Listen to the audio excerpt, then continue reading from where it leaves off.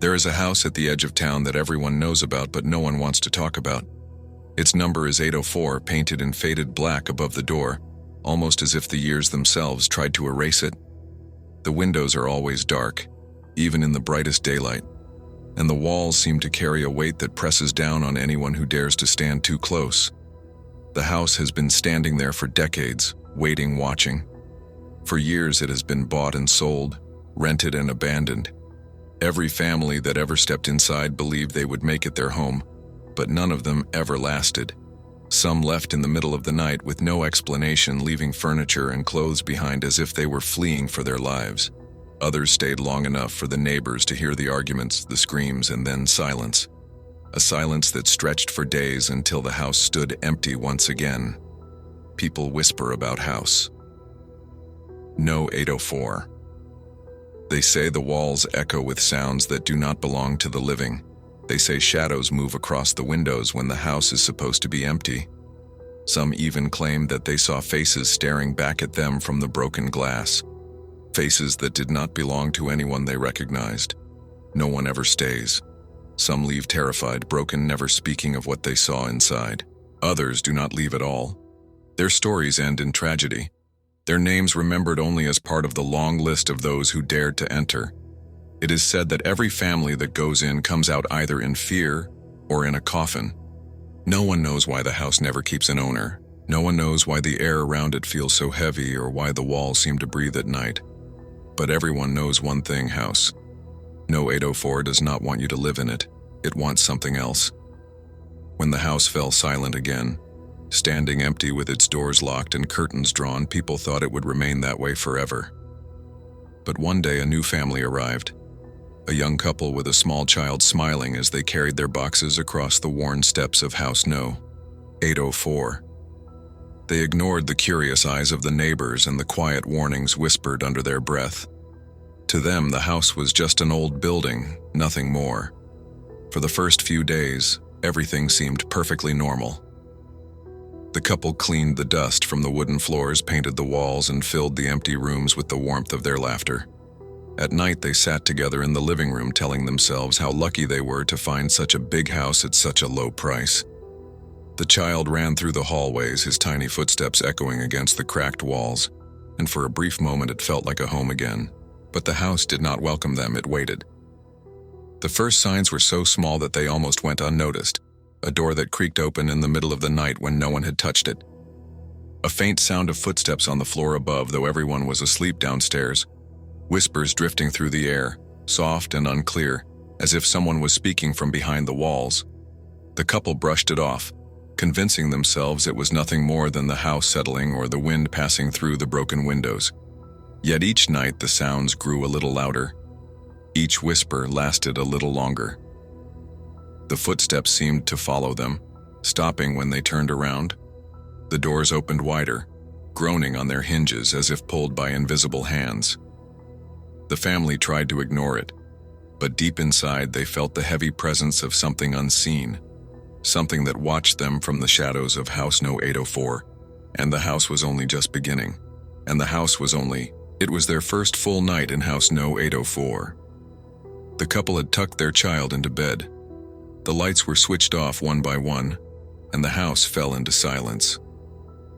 Outside, the wind scraped against the walls, and the branches of the dead trees tapped lightly on the windows. For a while, everything was calm, but the house had been waiting for this moment. Somewhere deep in the night, the husband woke to the sound of footsteps. Slow, heavy, dragging footsteps echoing through the hallway outside their bedroom. He held his breath, listening closely. But when he opened the door, there was nothing. The hallway stretched out into darkness, the air colder than it had been moments before. As he turned to go back, a shadow slid across the far wall, tall and human-shaped, moving without a sound. Before he could react, a door at the end of the hallway slammed shut with a force so violent that the entire house seemed to tremble. His heart pounded as he ran to check, only to find the door locked tight from the inside. No one was supposed to be in there. At that same moment, a scream shattered the silence. It came from the child's bedroom. The couple rushed inside, their hearts racing. The child sat upright in bed, his face pale, tears streaming down his cheeks. His little finger pointed towards the darkest corner of the room. Between sobs, he whispered that there was a man standing there watching him. The parents turned their eyes to the corner, but it was empty.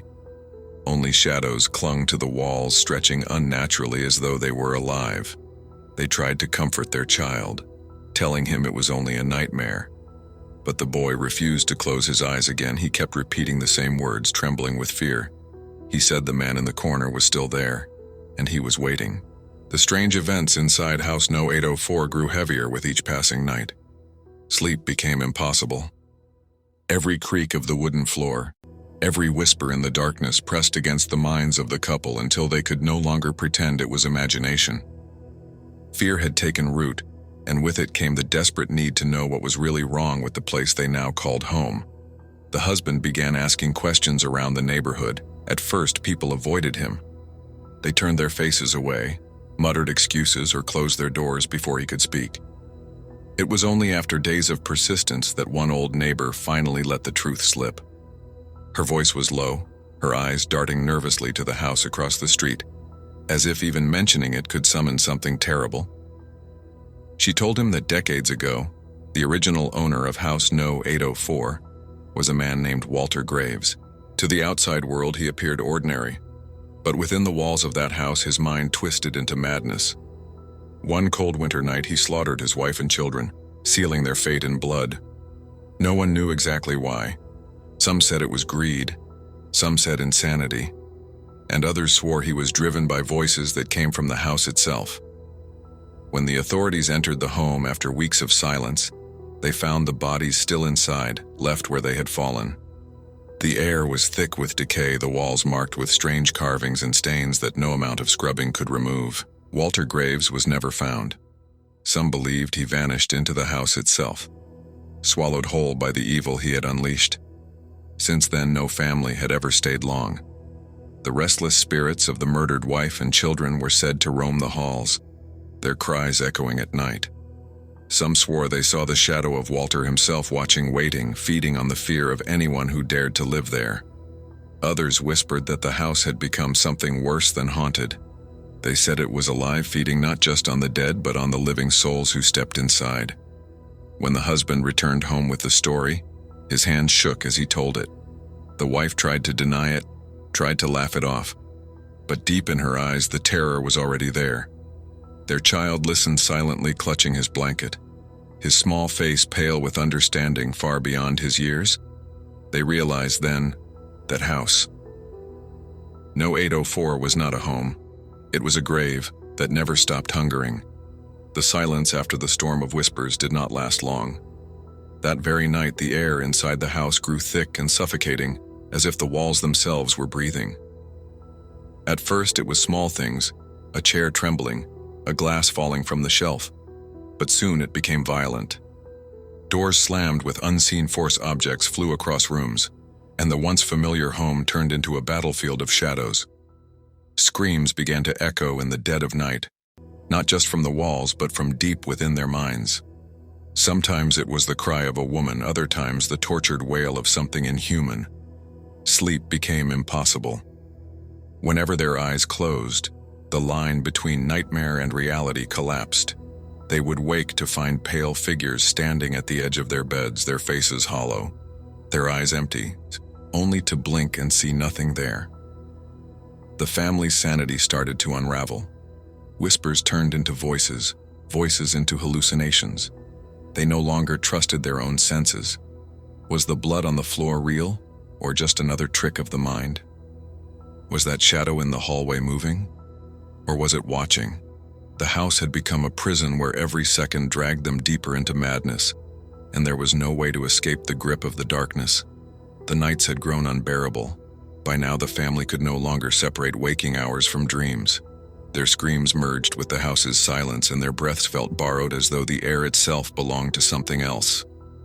Every shadow moved with intent. Every corner whispered with unseen voices. Prison, madness, escape, grip, darkness. Nights unbearable, waking hours, dreams. Screams, houses, silence, borrowed breaths. Every shadow, intent, unseen voices. Sleep was no longer a refuge. It was a trap pulling them deeper into madness.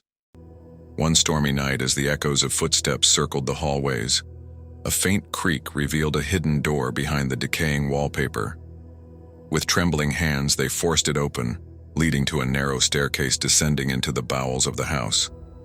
The stench of rot hit them first, then the cold, a cold that pierced through skin and bone alike. The basement walls were stained with dark patches that looked too much like dried blood. Broken furniture lay scattered, carved with strange markings and symbols that seemed to writhe when stared at too long. In the center stood a chair, shackled, its wood splintered and soaked with old suffering.